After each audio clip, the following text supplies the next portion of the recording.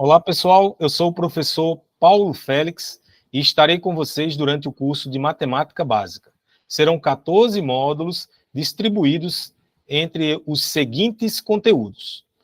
Primeiro, a gente vai estudar conjuntos numéricos, depois expressões algébricas, em seguida, produtos notáveis, potenciação, radiciação, regra de três simples e composta, equações e inequações, plano cartesiano, funções, função do primeiro grau, função do segundo grau, funções exponenciais e logarítmicas, funções trigonométricas e modular, e por último, no nosso 14º encontro, nós faremos uma revisão geral com diversos exercícios.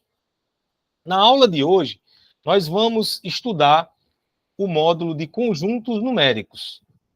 Quais seriam os conjuntos numéricos que nós iremos estudar?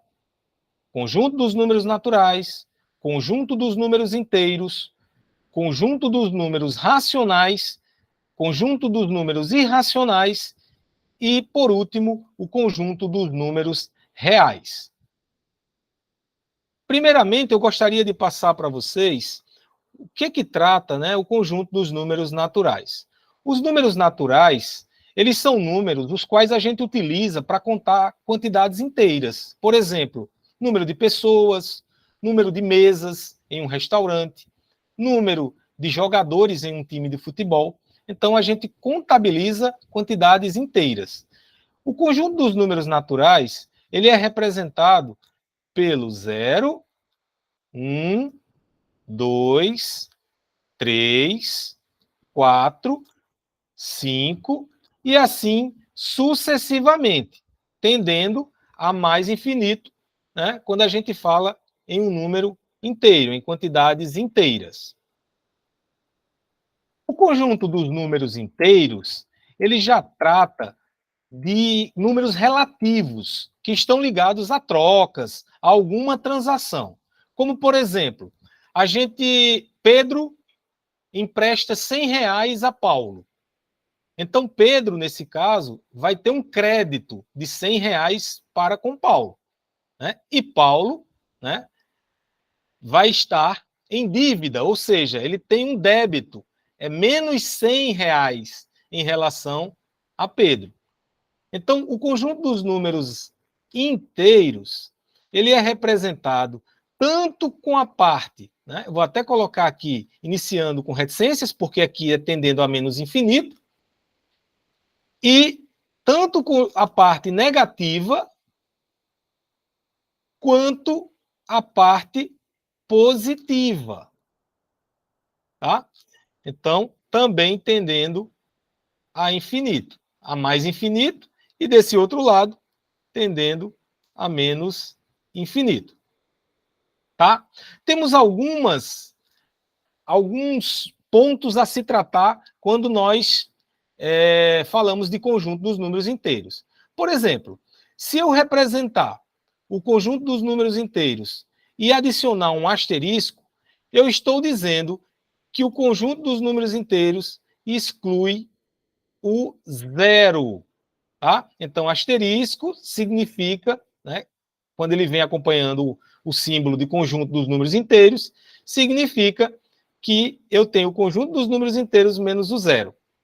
Se eu tenho, por exemplo, o conjunto dos números inteiros, asterisco, positivo, o que é que isso quer dizer? Quer dizer que eu tenho o seguinte conjunto. A parte positiva, só que não inclui o zero.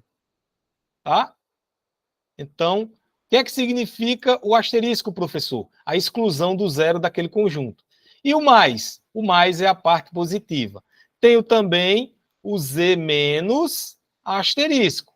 Então, o que é que isso significa? Que nós temos uma representação dessa maneira.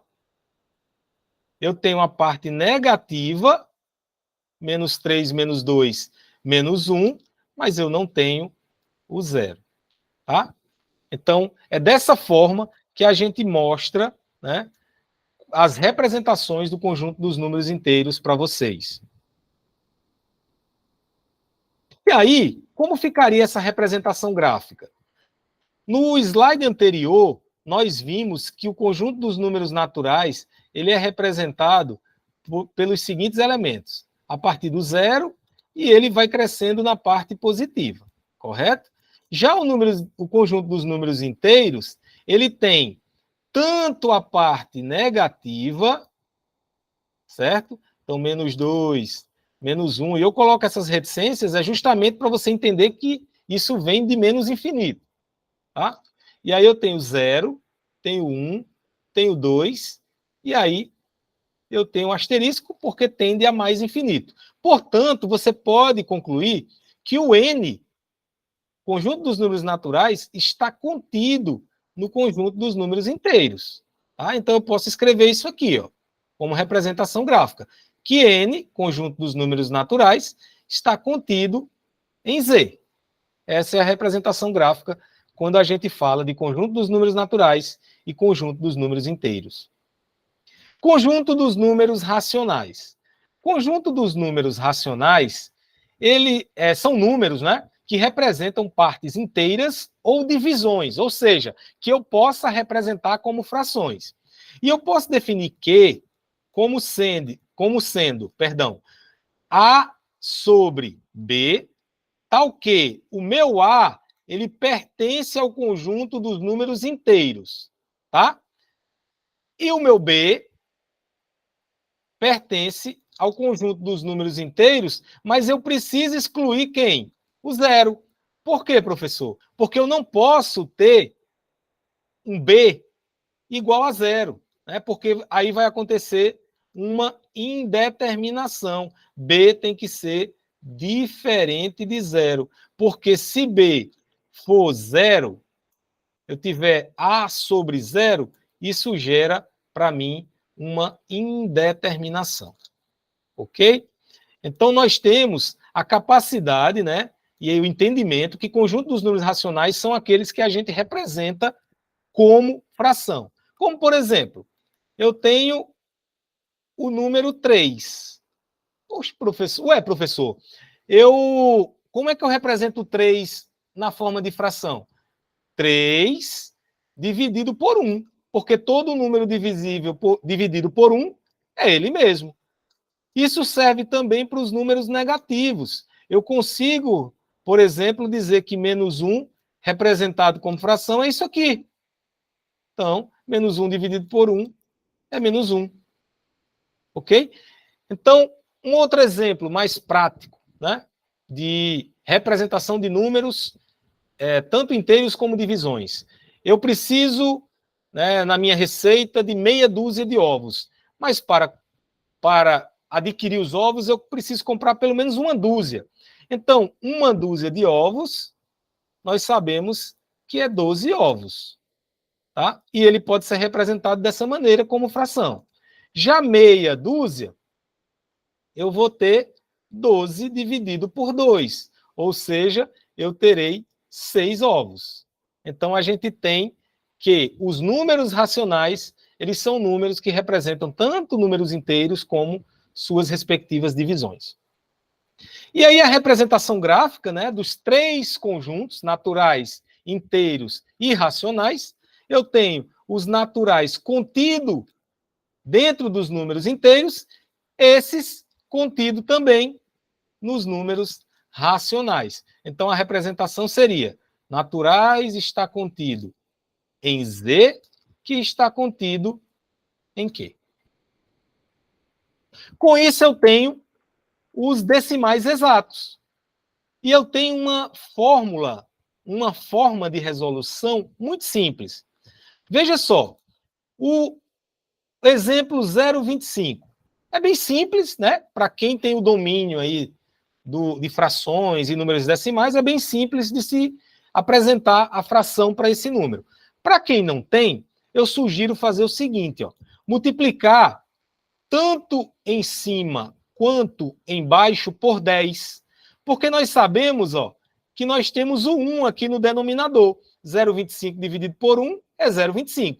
Se eu multiplicar por 10, por uma dezena, em cima e embaixo, Eu não vou ter o 1, porque 10 dividido por 10 não é 1, então eu não atinjo, eu não firo em nenhum momento a regra matemática, porque todo número também multiplicado por 1 é ele mesmo. Então, se eu multiplicar por 10 em cima e embaixo, não tem nenhum problema. Se eu fizer essa multiplicação, 0,25 vezes 10 é 2,5. E embaixo aqui, ó, o 1 vezes 10 é 10. Eu ainda não cheguei na minha notação científica, né? Ou seja, eu preciso trazer essa vírgula aqui de 0,25 para cá, ó. Ok?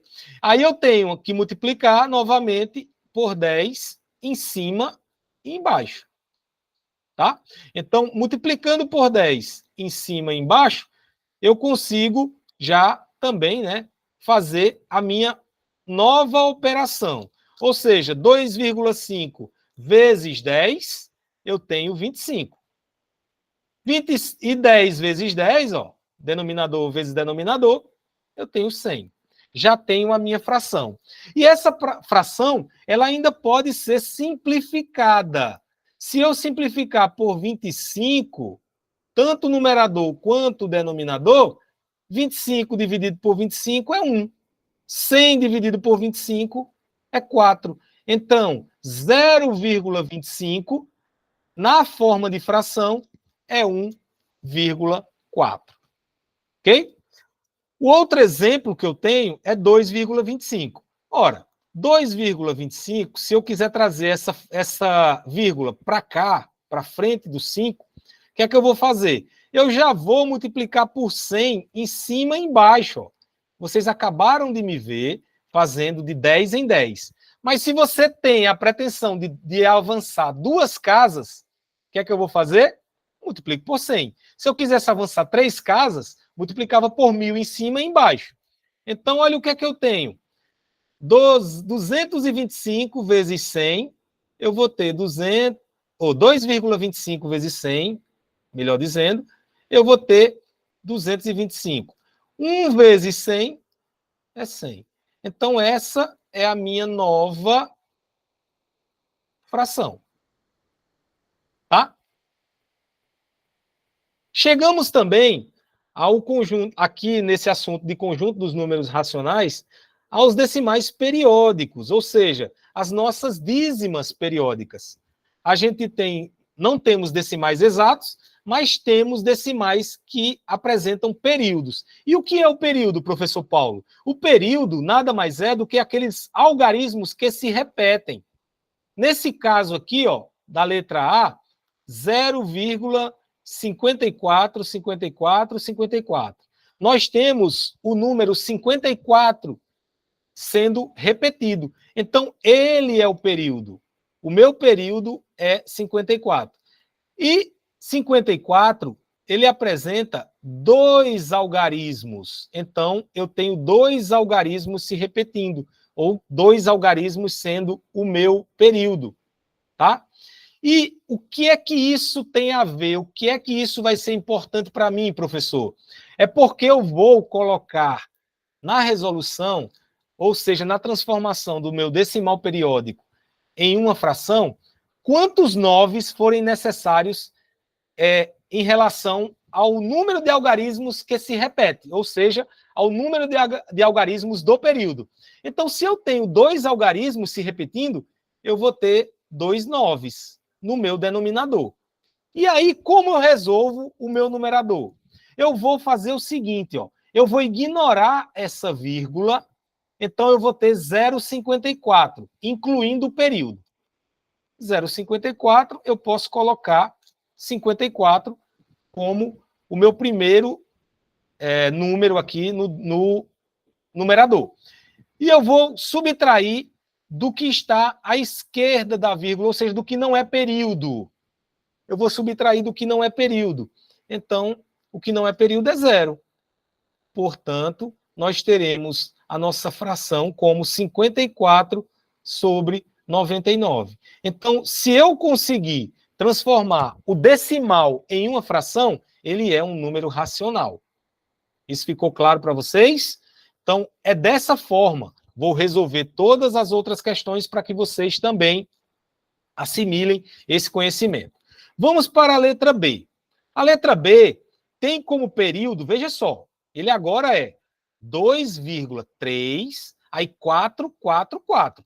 Ou seja, o algarismo que se repete é apenas um, é o 4.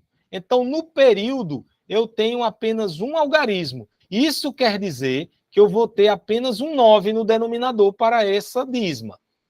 Só que agora eu tenho um algarismo aqui, ó, entre a vírgula e o meu período, que a gente chama de intruso. Então, o meu intruso é o 3, ou seja, eu tenho um algarismo como intruso.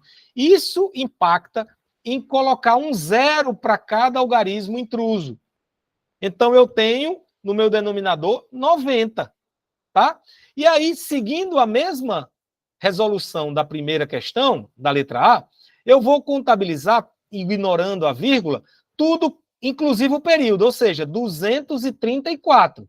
Então, 234 menos o que não é período. O que não é período, gente, está aqui, ó, 23, ignorando a vírgula. Então, 234 menos 23, eu faço essa subtração, eu tenho 211 sobre 90. Transformei 2,3444 reticências em uma fração, e essa fração é 211 sobre 90. Se prestarem atenção, vocês vão aprender rapidamente. Olha só, letra C. Agora eu tenho 1,80111. Vejam que o meu período é a partir daqui, ó. É o 1. Então eu tenho um algarismo no meu período, que é o 1. Certo? É aquele que se repete. O período é aquele algarismo, ou aqueles algarismos que se repetem. E agora, gente, eu tenho o 8 e o 0 como intrusos, ou seja, eu tenho 2 intrusos. Então, contabilizando aqui, 2 intrusos. O que isso representa para a gente? Eu vou ter, ó, um 9, porque eu só tenho um algarismo no período, mas eu vou ter 2 zeros no denominador, porque eu tenho 2 algarismos como intrusos. E aí, o que eu faço no numerador? Tudo, inclusive o período, ignorando a vírgula. Então, eu tenho 1.801 menos o que não é período, ou seja, 180. Olha como é fácil de resolver. Aí, a minha resposta é 1.801 menos 180, 1.621 sobre 900. Essa é a fração para essa minha dízima periódica. Eu vou seguir no próximo slide, tá? Com as letras D e E. A letra D é 2,1 e aí o 2 se repete, tá? Letra D. 2,1, 2, 2, 2 e aí reticências. Ou seja, eu tenho como período o 2, é apenas um algarismo. Só um minutinho, que não tem essa vírgula. Tá? E aí, quem é... Eu tenho algum intruso? Tenho. Tá aqui, ó. Eu tenho um intruso. Então, gente, eu vou ter o seguinte, ó. No meu denominador, um 9 e um 0. Um 9 referente ao meu algarismo do período e um 0 referente ao meu algarismo do intruso. Tá? Então, nós temos todos os números ignorando a vírgula até o período. Então, eu tenho 212 menos o que não é período, então até aqui. Ou seja, 21. Portanto, eu vou ter a seguinte fração: 191 sobre 90. Essa é a fração que representa a dízima 2,1222. Letra E, vamos só voltar o slide rapidinho para a gente pegar a questão, é 9,18222. Então, letra E, 9,18222 18, 2, 2, 2, reticências. Já sei aqui, ó, que o período é apenas o 2, então eu tenho um algarismo no período, e eu tenho o 18, ó, como intruso, ou seja, o meu intruso tem 2 algarismos. O que é que eu vou fazer, pessoal? Que é uma vírgula. Eu vou fazer todo o número ignorando a vírgula e adicionando até o período, 9.182. Olha como é fácil de responder. Menos o que não é período, ignorando a vírgula também, 918. Isso aqui dividido por quem? Eu só tenho um algarismo como no período, ou seja, um 9, e 2 algarismos no intruso, ou seja, 2 zeros, então eu tenho 900. E aí eu faço 9.182 menos 918 é 8.264 dividido por 900. Encontrei a fração para a minha dízima 9,18222. E uma forma de você saber se está no caminho certo, se está correto o que você fez, é só pegar esse número, essa fração, e fazer a divisão. Você pode até usar uma calculadora. Você tem que encontrar esses valores de dízima, tá? Então é matemática, tem que estar certo, tá? Se você fez a operação correta, você vai encontrar o valor correto. E chegamos ao conjunto dos números irracionais. O que é o conjunto dos números irracionais, professor Paulo? O conjunto dos números irracionais são aqueles que você não consegue colocar de maneira alguma em forma de fração. Você mesmo... porque ele não existe, não tem para os números irracionais os períodos, aqueles números que se repetem, como a gente acabou de ver as dízimas periódicas. São números que têm uma numeração após a vírgula aleatória, sempre com números diferentes. Por exemplo, na engenharia, a gente escuta muito falar do número π. O número π, ele tem como resultado 3, geralmente a gente sabe do 3,14, mas ele segue 1, 5 e continua, sempre com números aleatórios, tá? X, Y, eu estou colocando aqui Z, L, M, números, eu estou colocando letras, mas na verdade são números aleatórios, tá? Ele segue com uma numeração aleatória, ou seja, não existe período, por isso que vocês não conseguem transformá-los em fração, tá? Vamos lá, vamos seguir. Outro número irracional é o raiz de 2. Raiz de 2, se você pegar a sua calculadora, você vai encontrar isso aqui, ó. 1,41, 42, e segue a sequência aleatória, outros números aleatórios, sem período, tá? Raiz de 3. Raiz de 3 é 1,73, 20, e aí segue outros números também.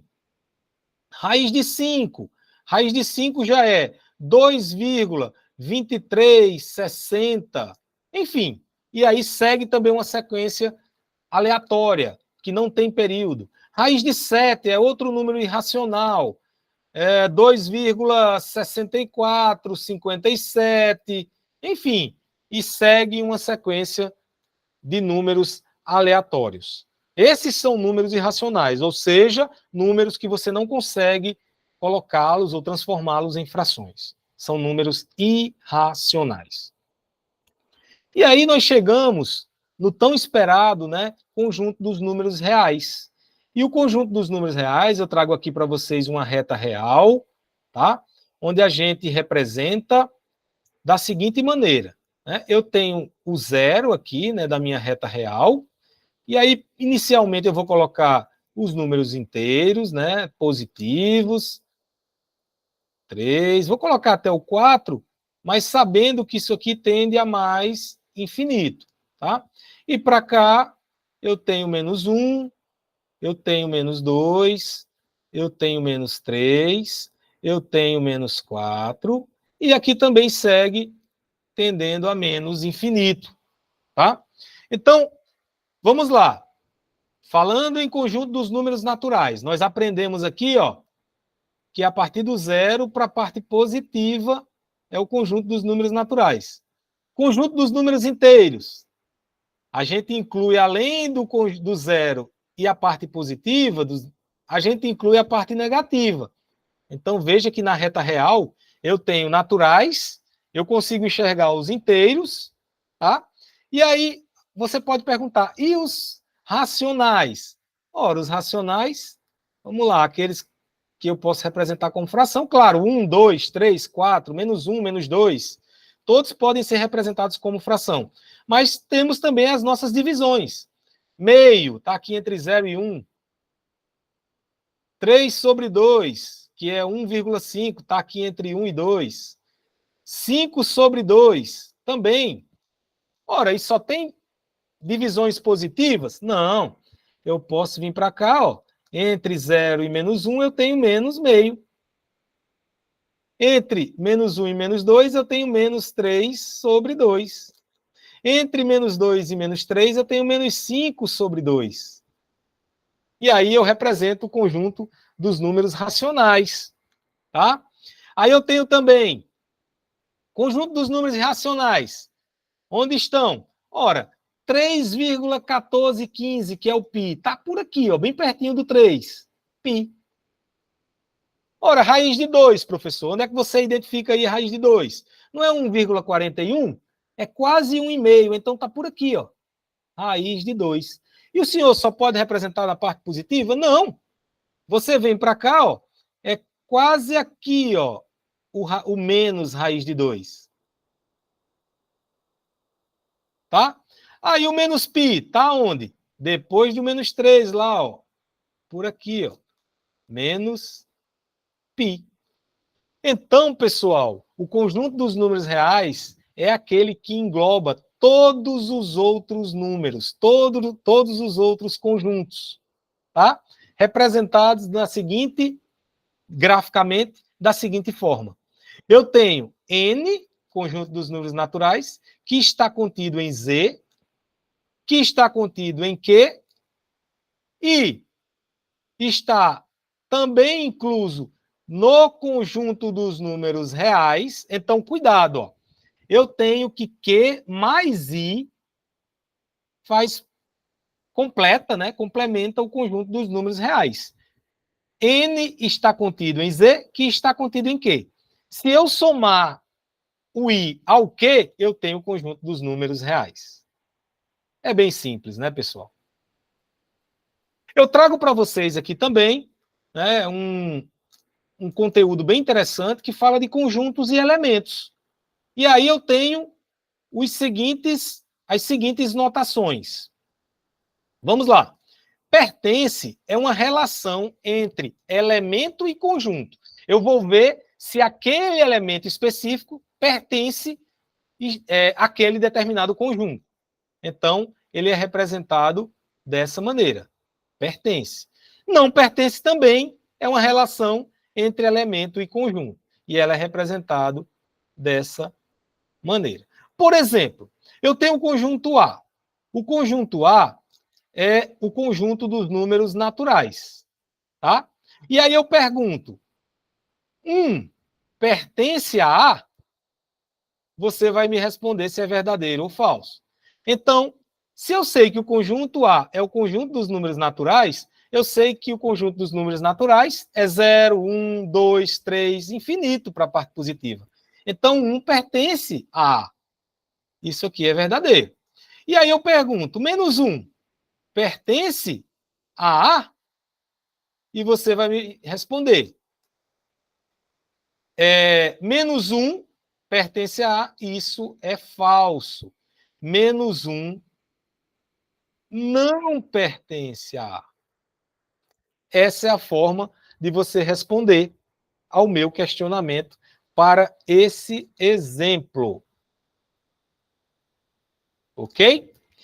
E aí eu tenho também, né, contido. É uma relação entre conjuntos. Eu tenho um conjunto A e B e quero saber se o conjunto A está contido em B. Como nós vimos anteriormente, o conjunto dos números naturais está contido em Z, que é o conjunto dos números inteiros. Então, contido é representado, como vocês já viram durante a aula, nessa simbologia. E o não contido, que também é uma relação entre conjuntos, ele é o contido com um traço. Aí eu tenho também a união, ou reunião, é uma junção de todos os elementos de dois ou mais conjuntos em apenas um conjunto. Eu trago todos os elementos de um conjunto A e B para um conjunto único C.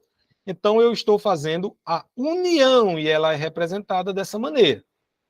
A interseção é a construção de um conjunto com os elementos que estão em comum. Ou seja, eu tenho elementos de A e elementos de B, e nesses elementos eu tenho alguns em comum.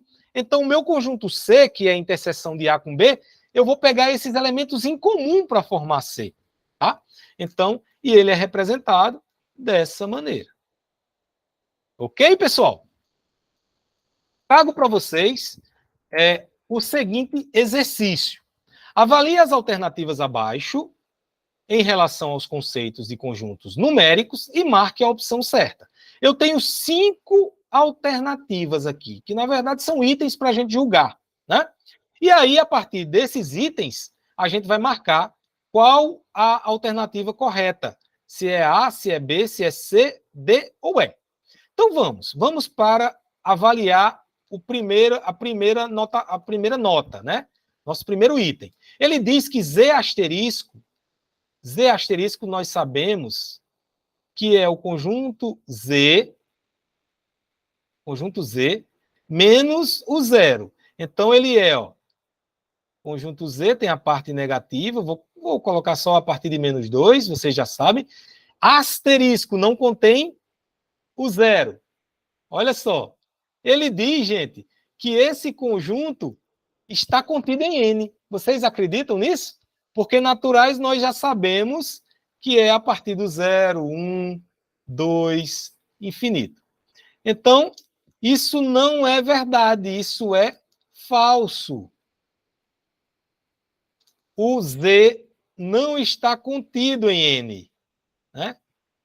Então é falso. O 1 eu já descarto. Nem vou analisar o N que está contido em Q, que eu sei que é verdade.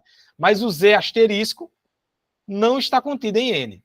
Aí eu tenho a segunda avaliação aqui. N está contido em Z, que está contido em Q.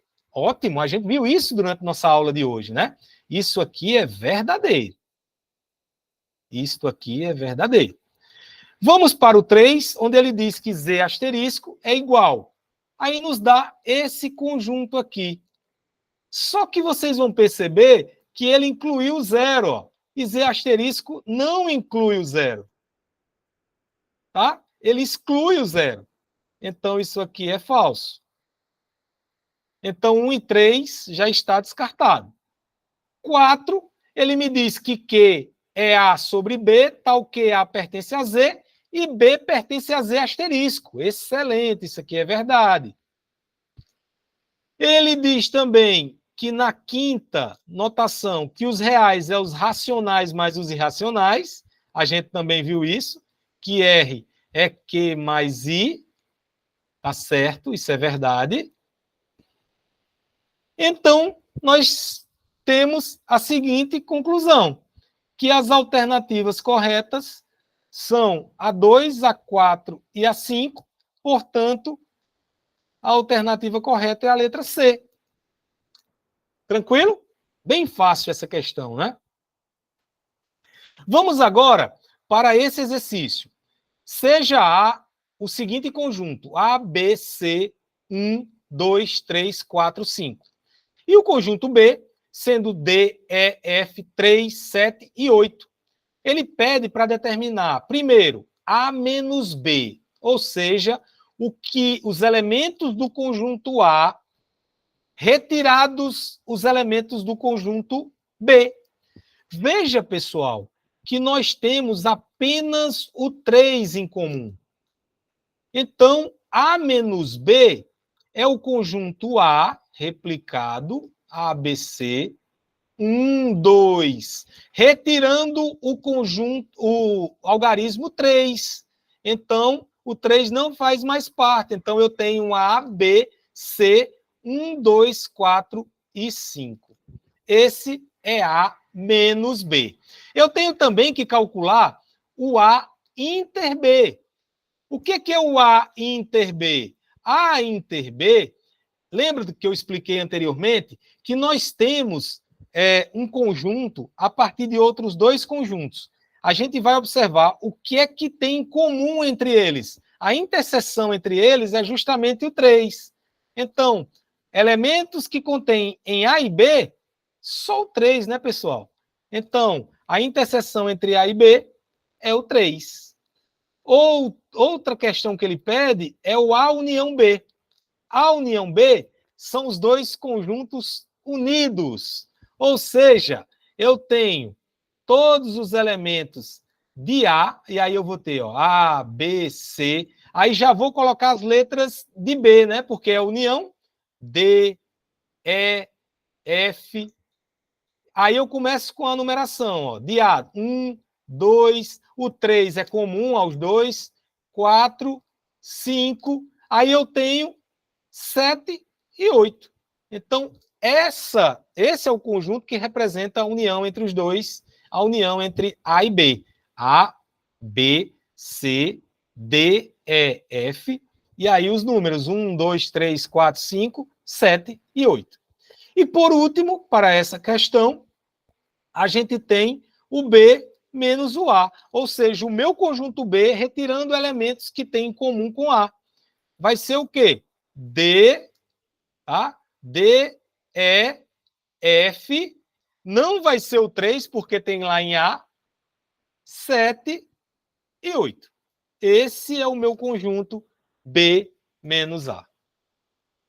E por último, para a nossa aula de hoje, eu trago esse último exercício, que é o exercício seguinte, né? Seja A, 0, E, 1, I, 2, J, 3, M, 4, L, 5, e B, A, 1, E, 3, M, analise e diga se é verdadeiro ou falso as seguintes afirmações. Ele diz que E pertence a A. De fato, ó, verdadeiro. E pertence ao meu conjunto A. Ele diz que K pertence a B. Eu não consigo enxergar nenhum elemento que seja K no meu conjunto B. Então, isso aqui é falso. Ele diz que H pertence a A. Eu também não consigo imaginar nenhum elemento H no meu conjunto A. Então, isso aqui também é falso. Eu tenho que B, ou seja, o conjunto B está contido em A. Ora, o que ele está querendo dizer? Que todos os elementos de B também estão contidos em A. E aí eu vou ver, ó, A está aqui em A, 1 também, E também, 3 também e M também. Então, de fato, é verdadeiro, B está contido em A. Ele diz também que se eu unir os conjuntos A e B, ou seja, A união B, eu tenho o conjunto A. Isso é verdade. Isso é verdade. Acabamos de ver agora acima, né? O B está contido em A. Então, a união entre eles dois, de fato, é A. E ele diz que a interseção B, ou seja, os elementos comuns de A e B, é o conjunto B. Isso também, gente, é verdade.